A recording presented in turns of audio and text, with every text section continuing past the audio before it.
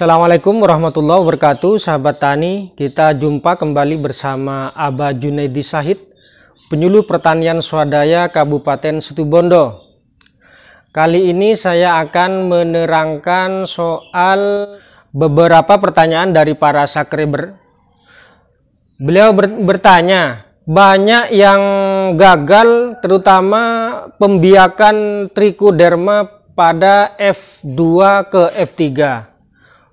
Bahkan dari F3 ke F4 ini banyak yang gagal, sehingga banyak yang ditumbuhi oleh beberapa jamur. Ada jamur oncom, ada aspergillus dan semacamnya. Untuk kali ini saya akan berbagi tips bagaimana cara membuat atau memperbanyak trichoderma supaya sukses. Trichodermanya itu hijau semua. Lebih lengkapnya yuk kita ikuti.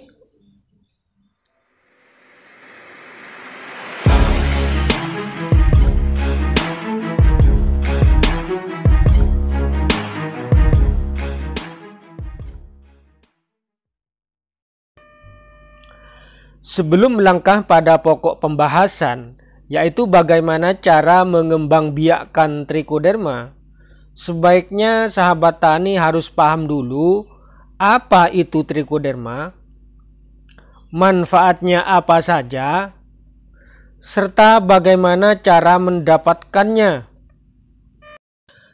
Trichoderma adalah salah satu jamur yang berperan sebagai agen hayati dalam mengendalikan serangan jamur patogen tanaman seperti Fusarium, Phytophthora, Anthracnosa, dan lain sebagainya.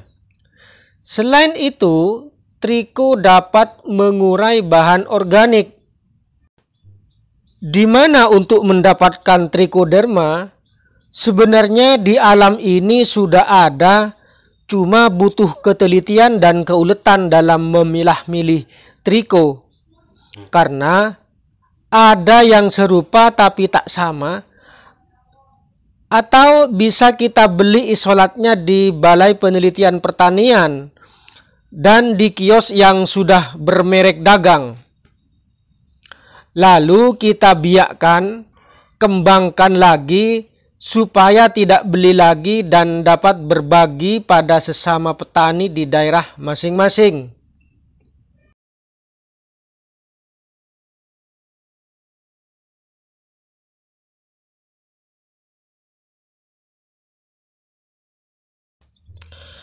Apa saja syarat-syaratnya supaya pembiakan trichoderma dapat berhasil 100%, tidak terkontaminasi jamur lain? Media yang saya gunakan untuk pembiakan trichoderma adalah nasi. Pakai nasi putih atau pakai nasi jagung boleh, terserah mau pakai yang mana. Asalkan jangan menggunakan nasi yang baru masak. Akan tetapi harus dipanaskan dulu dalam temperatur 70-80 derajat selama 10 jam dalam magic jar atau dalam magicom. Apa tujuannya? Agar nasi benar-benar steril.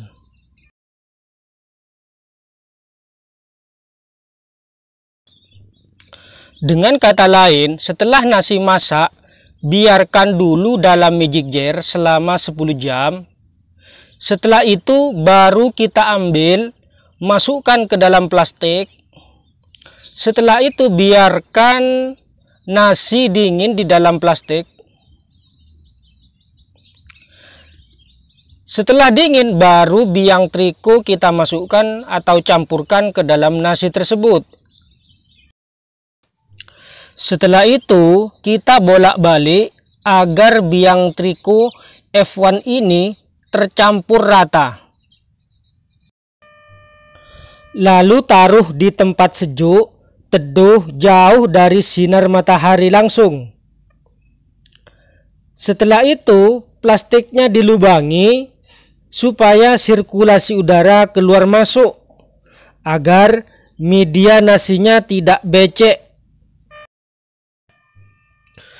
Biarkan selama 1 minggu hingga 10 hari, insya Allah trichoderma akan jadi sempurna.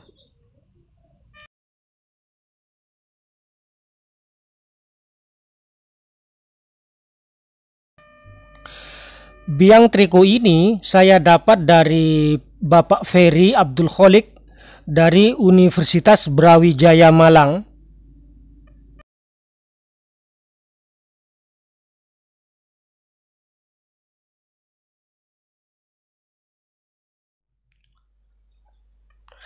Ada lagi kejadian, teman-teman itu ketika memperbanyak dari isolat trichoderma dari F1 ke F2 dan seterusnya, apalagi F2 ke 3, F3 ke F4, ini biasanya banyak teman-teman yang gagal untuk memperbanyak triko karena sudah terkontaminasi beberapa jamur, seperti ada jamur oncom yang kuning itu, ada jamur yang agak hijau seperti Aspergillus, itu kadang yang mengganggu.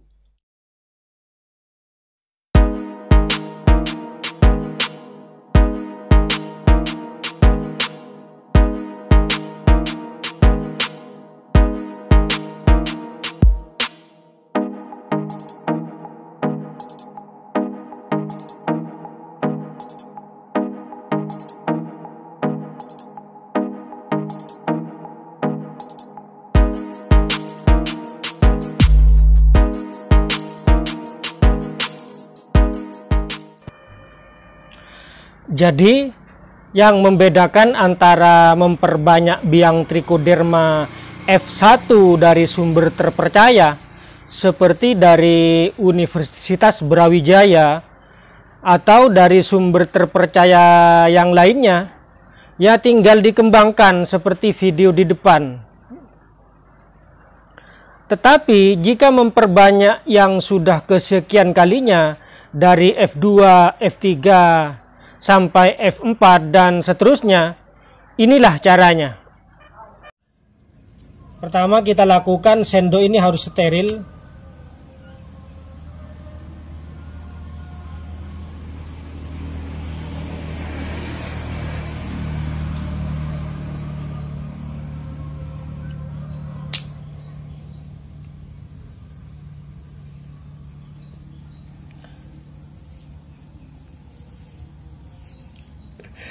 Ini ambil yang benar-benar hijau. Nah, ini ambil yang benar-benar hijau, lalu kita masukkan ke ini.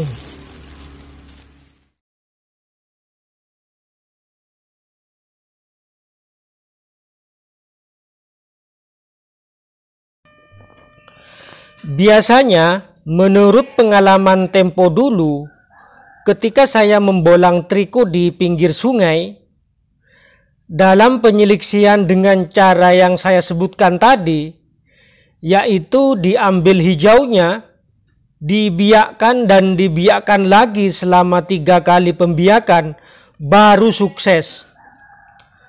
Trikonya utuh, tidak terkontaminasi jamur lain.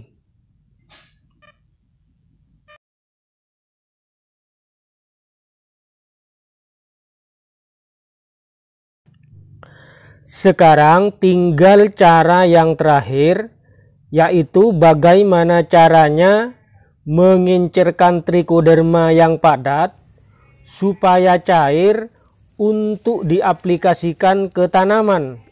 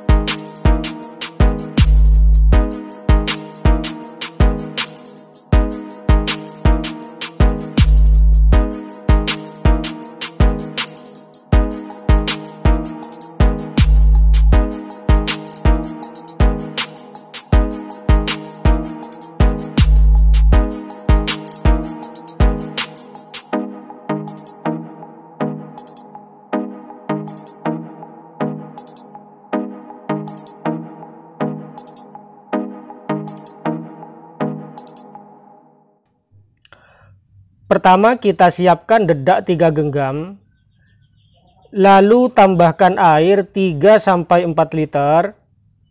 Setelah itu panaskan sampai hampir mendidih. Setelah itu biarkan dingin, lalu disaring ataupun tidak disaring boleh. Setelah dingin, masukkan triko padat yang dari nasi itu, tutup pakai kain supaya tidak ada lalat kecil masuk. Biarkan selama 1 minggu. Setelah itu baru disaring. Dan itu sudah siap aplikasi ke lahan. Dosis kocor 500 ml per 20 liter air. Dan itu bisa di-mix dengan jakaba.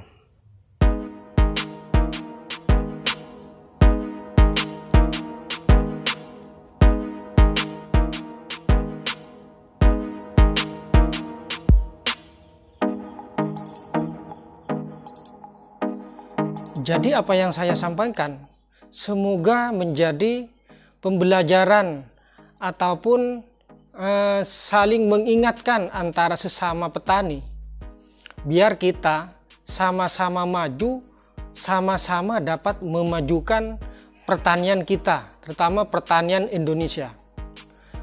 Cukup sekian dulu dari kami.